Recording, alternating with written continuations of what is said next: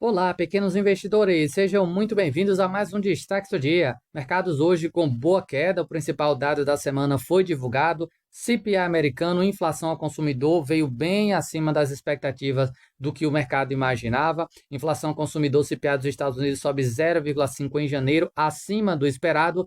Consenso de analistas previam alta de 0,3 na leitura mensal. A projeção para a inflação anual era de 2,9. Com isso, o mercado já começa a retirar aquela chance do Fed cortar duas vezes, como era o que estava ali no último gráfico de pontos. Já temos aí uns 3, 4 anos que a inflação dos Estados Unidos no início do ano dá um susto. O ano passado foi a mesma coisa. Quem investe ou quem acompanha dados em relação aos Estados Unidos deve lembrar que o presidente ali do Fed, no final de dezembro de 23, falou na possibilidade de corte de juros, quando foi no início de 24, teve aquela inflação bem fora da curva, consequentemente a quantidade de cortes que o mercado colocava na conta foi bem menor. Então a inflação mais uma vez dando susto aí no início do ano.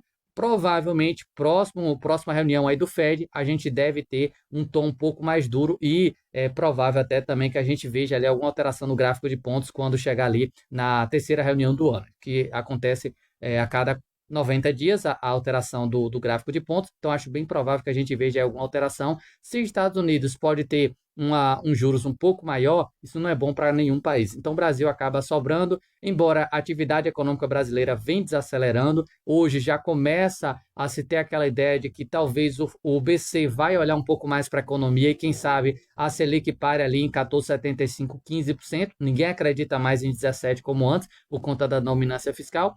É um cenário talvez um pouco menos pior para os FIIs aí, pensar em juros em 15 do que 17, como era antes, né? Mas ainda é um cenário bem complicado para investimento. Vamos passar por alguns ativos específicos aqui, como estão vindo para fechar o pregão. Destaques em termos de altas e de baixas, fatos relevantes e fechando aí com o assunto dividendos. Como eu sempre lembro, isso não é de maneira nenhuma recomendação.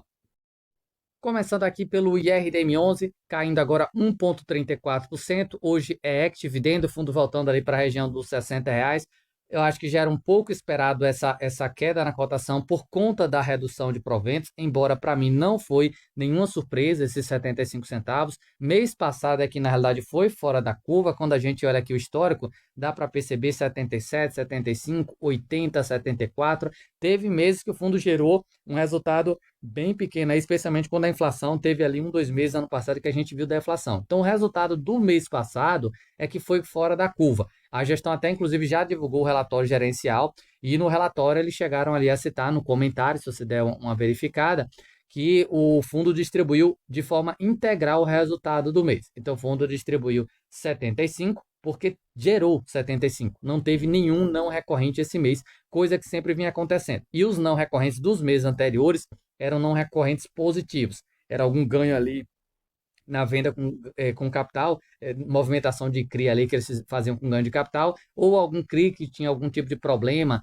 inadimplência, e vendia esse negócio, utilizava o dinheiro para comprar um outro que estava pagando, enfim, esses não recorrentes é que acabou gerando alguns meses um resultado um pouco maior. No início do ano passado era impacto negativo, no segundo semestre a gente viu muitos impactos positivos desses não recorrentes, agora já iniciando 25 sem não recorrentes. O fundo vem limpando ainda o portfólio naquela parte de fundo imobiliário que eles têm dentro da carteira. Já venderam, por exemplo, o RPR lá quando era R$ 75, R$ 85, que olhando para o preço atual fizeram bem, né? Vendeu o RPR naqueles preços ali. A gestão vem alocando bastante a posição na parte de CRI. Um ponto, pessoal, só que vale destacar em relação ao IRDM desse relatório, assim que possível eu vou trazer um vídeo para passar para vocês os detalhes aí, é que o fundo utilizou compromissada reversa, aquela mesma coisa que acontece ali, por exemplo, no CPTS. Lá no CPTS não foi muito bem recebido pelos investidores. Aqui no IRDM, a alavancagem tinha um pouco da mesma ideia. É um custo de CDI mais 0,44, se não me falha a memória, para fazer a alocação de alguns CRIs.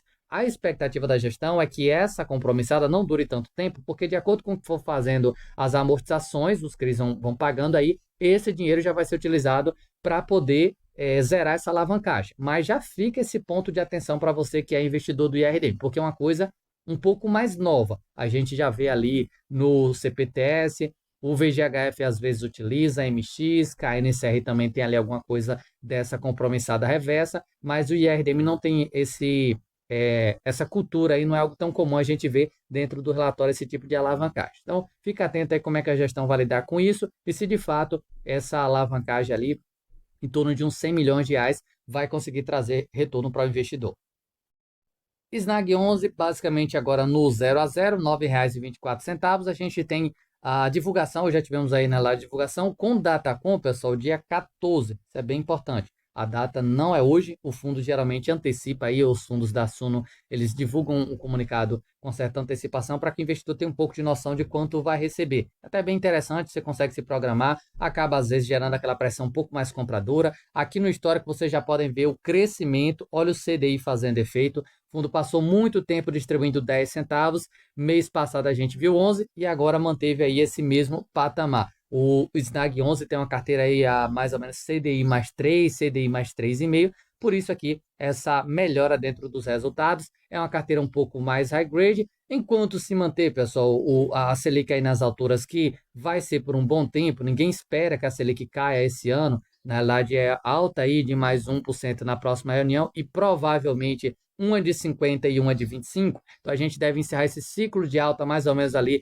no mês de junho e depois que a gente vai pensar na possibilidade de corte de juros, talvez lá para o início do ano que vem. Enquanto isso, se não houver problema de inadimplência, o Snag tende a melhorar bastante esse provento, porque você sair de uma Selic de 10 para 15, não dá para dizer que o resultado vai ser a mesma coisa. Então o fundo aí tendo essa melhora no provento, nessa cotação aqui, na faixa dos R$ 9,00 e alguma coisa, até que está um dividendo bem interessante. Quem comprou ali nos 8,61, quando teve aquela panicada no final do ano passado, 8,80 mais ou menos ali, acaba que fica um dividendo bastante atraente. Dos fiagros aí, eu acho que vale bastante a pena, especialmente para quem está de olho nesse segmento, olhar os ativos um pouco mais high grade ou com baixas exposições, porque como a gente tem cenários de juros altos, para quem está recebendo dinheiro é maravilhoso. Para o cotista receber aí Selic, CDI mais 3, CDI mais 4 é maravilhoso. Mas imagina para o devedor que pode não ter uma safra boa, ou mesmo que tenha uma safra boa, mas se a commodity não estiver bem, pagar uns juros desse nível. Então, leva também essa parte em consideração. Talvez focar esse ano de 25, pelo menos eu estou olhando bastante isso, focar em ativos mais high grade, ou gestores que têm ali uma estratégia mais ativa, comprar e vender para ganho de capital. Mas carrego com altas exposições ou devedores que sejam um pouquinho mais arriscados, eu acho um pouquinho complicado esse ano devido a essa situação de economia e juros altos. E fechando aqui a nossa lista com o VGIA 11K088, VGIA que anuncia dividendos hoje. Nós temos o VGIA, temos também o CPTS, o CPTR provavelmente, pessoal, deve ter provento, provavelmente, né? Vamos ver se de fato vai acontecer. Nos últimos relatórios eles tinham falado ali de início de ano. O VGIA, o último relatório não me animou, o resultado ali veio baixo. A gente teve aqui o último mês 11 centavos por cota, que ficou ali um bom resultado, 1,4, olhando aí nessa cotação de próximo a R$ 8. Só que esse último mês não foi tão interessante os dividendos. Então, imaginar acima de 11 centavos, eu não tenho muito essa visão. Eu espero estar até errado, né? Quem sabe vem um 12 centavos aí, que nesse preço vai ser muito bom para o investidor que está comprando agora. Mas eu não tenho tanto essa visão, porque a última DRE não me trouxe assim números tão interessantes. O resultado foi até abaixo, se não me engano, ali, do que o que eles entregaram. Então fica esse ponto também de atenção aí para dar uma olhada no relatório do VGIA, na DRE, quanto que eles de fato estão conseguindo gerar de lucro. Ano passado a gente viu alguns lucros bem fora da curva, porque teve não recorrentes. Voltando para a normalidade, é só CDI que pode fazer efeito. E entra aí o mesmo risco que eu falei há pouco do Snag na parte do agro. Tem alguns devedores, inclusive do VGIA, que por outros fiagros já foram colocados ali como ponto de atenção. Então, se algum gestor já viu algum CRA ali com a atenção por parte do devedor de que talvez tenha problema para pagar, você precisa monitorar bem ali dentro dos relatórios. O gestor do VGIA, pelo menos até há pouco tempo, quando eu assisti uma entrevista com ele, deve ter uns 2 meses que ele fez, ele falou ali que os devedores estavam todo mundo ok, mas o BBGO falou ali de alguns devedores que tem aí dentro do portfólio do fundo que já tinham ali um ponto de atenção. Então, no final das contas, se já tem ali um devedor ou outro com atenção, é melhor monitorar ali para ver se de fato pode ter ou não problema e, consequentemente, você se antecipar numa decisão aí de venda ou apenas manter o ativo na carteira, não aumentar a posição.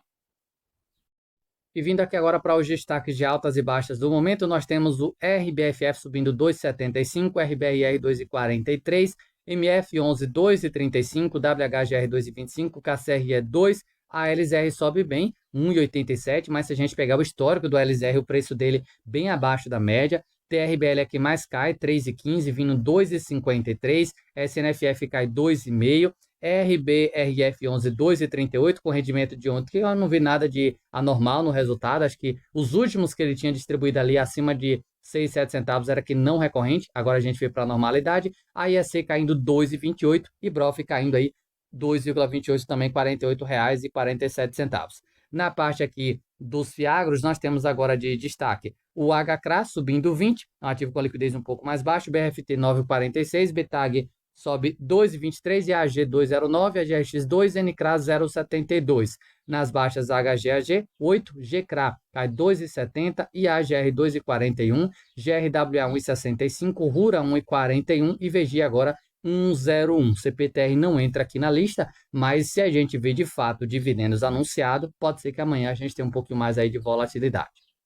Aqui na parte das ações, pessoal, vocês até podem perceber aí o Ibov agora na região dos 124 mil pontos, caindo bem no pregão, algo próximo a 2%, ou pelo menos chegou a cair próximo a 2%. Aqui vocês podem ver que temos agora de alta a CFB3 com 2,96, saiu a notícia em relação ao Atacadão, Carrefour aí, que isso acabou impactando, por isso essa alta. TIM sobe em 89, Vivo 1,30, Caixa Seguridade 0,62, BB Seguridade Pera no 0 a 0. Pela manhã, quem acompanhou ali logo a abertura, deu para perceber que só tínhamos CFB3 e TIM, se não me engano, subindo. Os demais, ou 0 a 0 ou queda. Agora ainda pelo menos já tem a lista completa. Nas baixas, Braskem 6,5, Repvida 6,38, CSN 6,64, JBS 5,20, Bradesco, pessoal, para quem tem aí Bradescão na carteira, um grande banco hoje, ou uma grande casa de análise aí, recomendou venda para Bradescão. Por isso, toda essa queda hoje, não estamos na mínima, mas não está tão longe disso não. E Vivara caindo aí 4,99. Indo aqui agora para o CAIN SC11, fundo aí da Kinea. Recentemente eles divulgaram um relatório gerencial que é referente aí ao mês de janeiro. Aqui vocês podem ver um pouco da situação do portfólio que eles deixaram. Isso aqui é que me chama mais atenção, pessoal, na maioria dos fundos de papel hoje, a marcação a mercado. Nos níveis atuais de preço, com essa questão aí da curva de juros um pouco mais estressada, os CRIs, CRAs, debêntures, eles estão sendo remarcados para cima. Logo, o valor patrimonial por cota está caindo. Isso é bem importante. Quando o juros futuro sobe, a marcação a mercado dos ativos sobe e o valor patrimonial por cota cai. A gente tem aí, o mês passado ficou algo mais próximo ao 0 a 0 nos DIs, mas se, por exemplo, a gente tivesse 5% de alta nos DIs, a gente deveria ver esse IPCA mais 10 virando, quem sabe, IPCA mais 10,5 e o valor patrimonial por cota do fundo caindo. Então, lembrem dessa parte aí, especialmente para quem tem FIINFRA. Juros futuros faz toda a diferença no dividendo dos FIINFRAs e toda a diferença no valor patrimonial por cota dos fundos de papel. Então, nós temos aqui hoje IPCA mais 10,12%, que é uma taxa de um high yield, olhando aí apenas esse número, e também tem CDI na carteira, CDI mais 3,37%. Taxa até um pouco mais alta do que se você olha ali, por exemplo, o KNCR11. Aqui vocês podem ver como é que fechou o resumo que eles deixam aqui sobre o fundo, fechamento do mês, ficou em 105% do patrimônio em ativos aí. Ele tem aquela alavancagem, aquela mesma história que eu citei no início do vídeo que hoje o IRDM montou. A parcela investida em CRI, em IPCA, é 60% do patrimônio, IPCA mais 10 na marcação a mercado, duration de 9 anos, e você tem aqui quase 45% com CDI mais 3,37. É uma taxa bem atraente. E até serve aí para quem sabe, se você tiver interesse em estudar um fundo que tenha metade CDI, metade IPCA, o KNSC pode ser um bom ativo aí para você dar uma pesquisada, entender um pouco mais aí sobre o fundo. Inclusive tem vídeo aqui recente sobre ele, passando os principais detalhes. Mas vocês podem ver aqui, só rapidinho, escritório é 26% do patrimônio dele, residencial 20%, temos aqui também uma parcela em logístico, shopping 10% e outros 8,1%. Inclusive, o ativo que eles compraram esse mês foi do Mall 11, Shopping Rio Anil, que o Mall 11 comprou via alavancagem e PCA mais 8,45. Então, é um ativo aqui bem interessante por ter essas duas teses. Eu confesso que eu gosto muito dos ativos que tem aí, tanto CDI quanto IPCA. O que tem GPM eu já acho um pouquinho mais complicado, porque o GPM é muito volátil. Quando sobe, sobe para valer. Então eu prefiro mais aí o IPCA e o CDI, que traz um certo equilíbrio. Se um andar e o outro não, você acaba tendo ali um certo equilíbrio. É por isso até que o KNSC conseguiu no último mês melhorar um pouco o provento. SPML11 também foi outro que divulgou o relatório. Eu separei aqui para vocês uma parte que eu acho que é a principal que está batendo tanto na cotação do fundo. Nós temos aqui o cronograma de desembolsos e recebimentos do fundo. Esse cronograma, pessoal, é essencial, porque todo mundo sabe que hoje o XPML é bem alavancado. O fundo talvez aí deu um passo maior que a perna, como diz no meu interior, e acabou se alavancando bem. Vocês podem ver aqui que hoje o caixa dele aqui, caixa de disponibilidade, já colocando aí com a emissão, 651 milhões de reais. Ele tem uma parcela para receber de 9 milhões de reais. Isso aqui é o cronograma para esse ano 2025. Ele tem 63 milhões para pagar do Jundiaí Shopping e tem 630 milhões do portfólio Cine. E a segunda parcela do Praia de Belas, 17 milhões. Olha como é que encerra o portfólio do fundo 2025, na situação atual, se nada ocorrer. Menos 49 milhões de reais. Então, tá aqui para mim o principal ponto de atenção em relação ao XPML. É um portfólio bom? Sim, para mim, dos fundos de shoppings é o que eu mais acho interessante em termos de qualidade.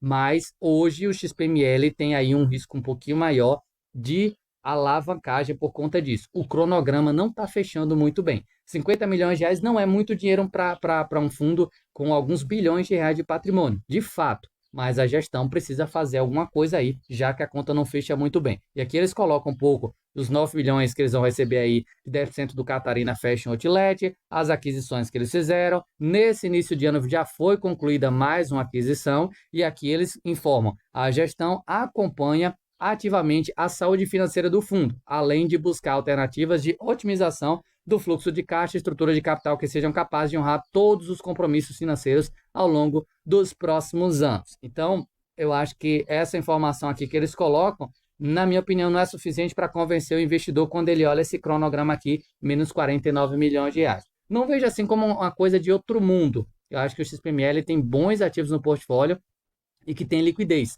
Mas aí eu volto para aquela mesma história de juros. Você tem uma Selic a 15. Não creio que vai ser tão fácil movimentar tanto assim o portfólio. Então, acho que a gestão pisou um pouco no acelerador aí com tantas aquisições. Calendário de eventos, ontem nós tivemos o Blue 11 com 60 centavos, pagamento dia 18, Gami 9 centavos e meio, dia 21, e BCR 92, ficou muito bom o rendimento esse mês devido à cotação mais para baixo, pagamento dia 18, e RDM também dia 18,75, IRIM 80, RBRF 6 centavos por cota, e RBRY anunciou R$ 1,05. Hoje tivemos alguns pagamentos e a gente fica na expectativa aí do CPTS, Vegia, CPTR11 também, que vão ver se sai alguma coisa, e tem alguns outros fundos imobiliários. Assim que sair essas informações, eu trago aqui para vocês, provavelmente ali às 18h30, provavelmente que é quando os gestores divulgam aí após o fechamento do pregão. E fechando aqui o vídeo, fazendo um convite especial para você que ainda não utiliza o app Grana. O app é recomendado pela própria B3 para investidor de renda variável aí na parte de tributação. Se você quer tranquilidade aí na sua declaração de imposto de renda, ter o arquivo já pronto para poder simplesmente colar ali dentro do programa e resolver a sua parte de renda variável, ter ali todo mês o cálculo para ver se precisa ou não pagar DAF, quanto é, já te entregarem o DAF pronto para você pagar via Pix ou cartão de crédito, com certeza o app Grana pode resolver isso para você. Então é para te dar tranquilidade aí se você tem interesse em buscar alguma forma de poder ter essa tranquilidade na parte de imposto, na parte de tributação, o App Grana aí que é recomendado e a própria B3, né, a própria Bolsa de Valores investe nessa empresa devido à qualidade que ela tem. Eu, inclusive, também utilizo o app para ter essa parte aí da declaração e já que investidor de fundo imobiliário tem aquela parte ali, se você vende com lucro todo mês, você precisa fazer a emissão do DAF e poder pagar, já que fundo imobiliário não tem isenção no ganho de capital. Tem planos mensais, anuais, tem também alguns benefícios gratuitos, como é o caso de controle de renda variável, acompanhamento de dividendos a receber. Você tem ali um período de 7 dias para testar alguns benefícios, mas para ter acesso à declaração de imposto de renda, que é um assunto que a gente vai ver logo mais aí a Receita Federal disponibilizando só nos planos anuais. Tem o plano Grana IR e o plano Mais Grana. O Grana IR te entrega o passo a passo para você declarar ali seu imposto de renda. O Mais Grana já vai te entregar pronto o arquivo. Simplesmente colar ali dentro do programa da Receita Federal. Tem aqui nos valores o Mais Grana, R$ 269 utilizando o cupom investidor. O cupom vai te dar 25% de desconto, de 50 a 90 reais de desconto. E você pode pagar esse valor aí em 6 vezes sem juros de R$ 44,83. No plano Grana IR, que te entrega ali, que vai te passar te dar o passo a passo para você declarar seu imposto, custa R$ 189, também utilizando o cupom investidor, é um cupom exclusivo do canal. Se você puder utilizar, eu agradeço de coração. Além de você ter esse desconto especial, você vai estar ajudando muito o canal e pode pagar esse valor também em 6 vezes sem juros para ter o ano inteiro a tranquilidade aí na parte do DAF, se tem ou não o DAF para pagar, quanto tem que pagar, se não tem até algum DAF em atraso que você nem sabia, e também aí na parte da declaração de imposto de renda. Link está na descrição do vídeo, no comentário fixado, e o cupom está aí na tela para vocês, investidor. Não esquece, você faz o cadastro, linka ali seus dados na B3, e quando você for fazer ali os planos, que fica ali na parte de declaração, que vai aparecer os planos lá, você coloca o cupom investidor e vai ter 25% de desconto. É isso, pessoal, que eu tinha para passar. Espero ter ajudado através desse vídeo e até mais tarde com a divulgação de dividendos.